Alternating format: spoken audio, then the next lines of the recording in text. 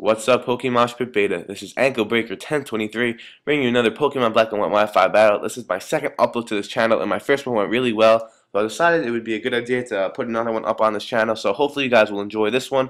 This is a UU game I had against my good buddy, whose name is SideswipesApprentice, who you should definitely check out after this game. He has a YouTube channel, his link will be in the description.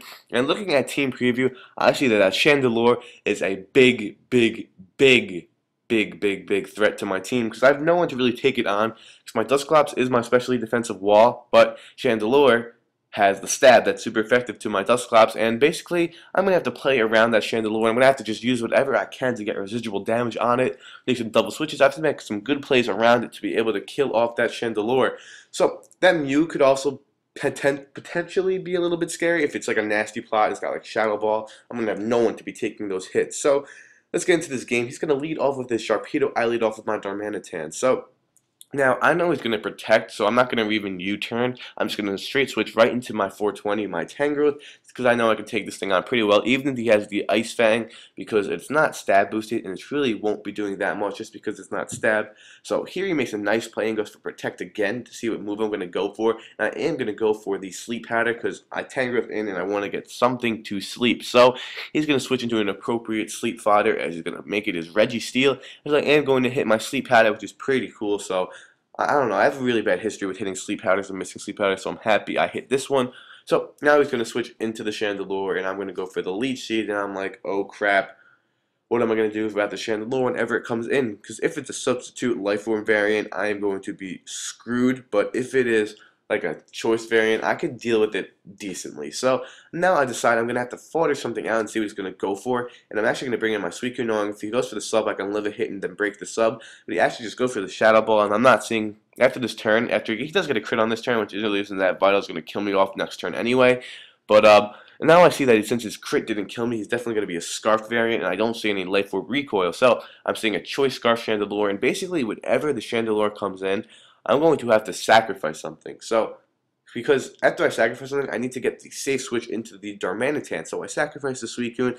Now I'm going to bring out my Darmanitan because I am Choice Scarfed and I do outspeed. Now he knows that, so he's going to switch into the Swampert as I'm going to just U-turn on out. And I could have went for Earthquake just to hit something, but I decided to go for U-turn just to get some momentum going in my favor. Because I need to get some offensive momentum if I'm going to win this game. So I bring in the Tangrowth now, and he has a Swampert out, so you're going to make a nice play, and I'm going to go for the double switch. I'm going to bring in my Darmanitan, expecting him to try to like capitalize on the Tangrowth and bring in the Chandelure. So I actually have a, that's really good for me, so I'm just going to go for the Earthquake here, just in case he might have predicted the U-turn and like stayed in to take the hit, then just fire off some Shadow Balls, which would be really bad for me.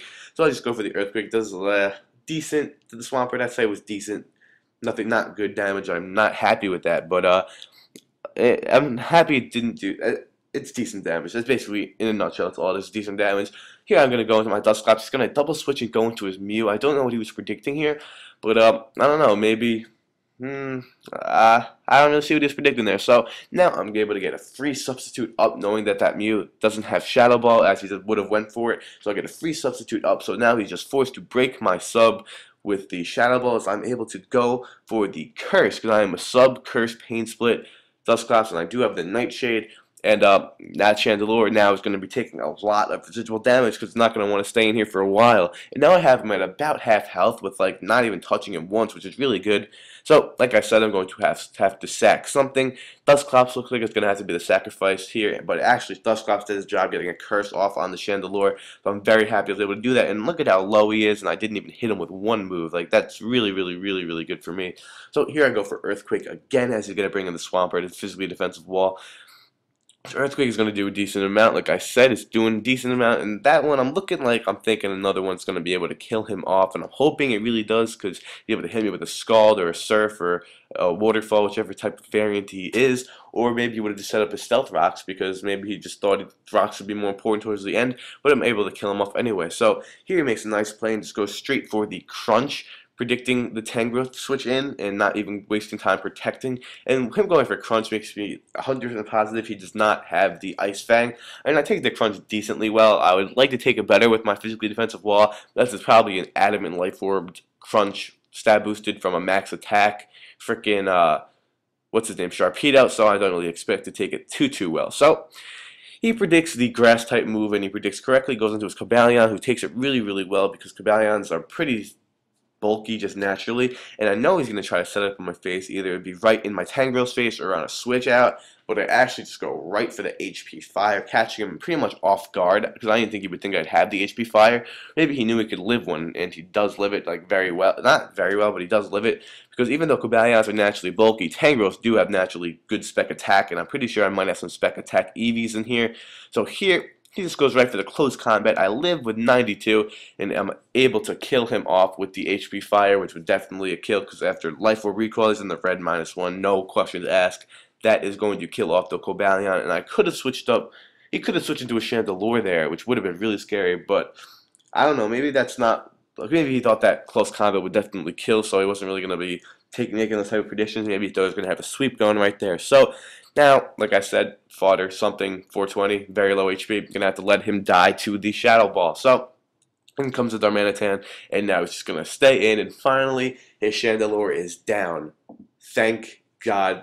Thing was so threatening, so scary to my team. Finally, I'm able to kill it off. So brings in the Sharpedo, and now I'm just going to switch out, and he's going to go for the Protect, because just in case I wanted to actually go for the hit, because now it's like a mind game whether to see which one I'm going to do and which one I'm not going to do, and it's going to be a prediction game. So he just goes for the Protect. Does not want to take a banded Mega Horn because he knows he can't kill me in one hit. So he brings in this Registeel as basically as death fodder to be susceptible to any type of moves I want to go for, because he doesn't need this Registeel anymore, because his Pokemon he has left, he has Registeel left, he has Mew, and he has Sharpedo, so he's not really going to be needing this Registeel. So I bring in my Darmanitan, and I'm just going to kill him off with a Flare Blitz next turn. But he also doesn't need it because I don't have anything else to put anything else to sleep, so it doesn't really need a sleep fodder anymore. And Registeel is basically just carrying dead weight, and hopefully you get to wake up, maybe put up the rocks, get a T-Wave on my Darmanitan, but that's not going to be the case at all. And yeah, Registeel is down, so he's going to bring in the Sharpedo, and basically I'm thinking he has Sharpedo and Mew. I have Zapdos, Escavalier, and Darmanitan, so I'm thinking what can hurt the Mew, and I'm thinking that the Mew's not going to be as big as a problem because I know he's a special sweeper type of Mew, and I'm thinking that killing off this Sharpedo is going to be my biggest, it's going to be my bigger problem. So here he just decides to sack my Escavalier, which is actually really stupid of me. I should have sacked my Zapdos.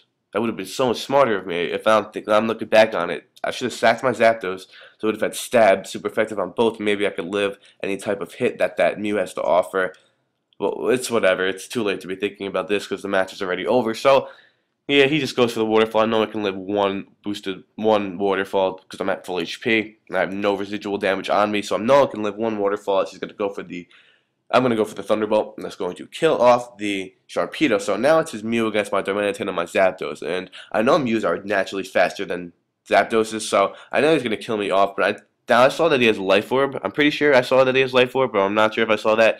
But I just know from knowing him that he has a Life Orb Mew. Now I bring in my Darmanitan, and I'm thinking a Flare Blitz is going to be able to clean it up because I did run damage calculations anywhere between 86 to 100 plus damage. I know I'm going to kill him off, and then what the fuck? He lived. He lived the hit with the tiniest little tiny thing I've ever seen. Like a little like NBZ says, a smidgen. He lives. And then he dies to his Life Orb. So it says I lost, but that's really a tie if you ask me. But whatever, I guess I lost. So, good game, SideswipesApprentice. And we were in a Skype call during this match, and he told me he lived with 1 HP. So wow, minimum damage really screwed me over there, but whatever. Thank you guys for watching. You can check out my channel if you guys want. Peace out, broskies. Thank you.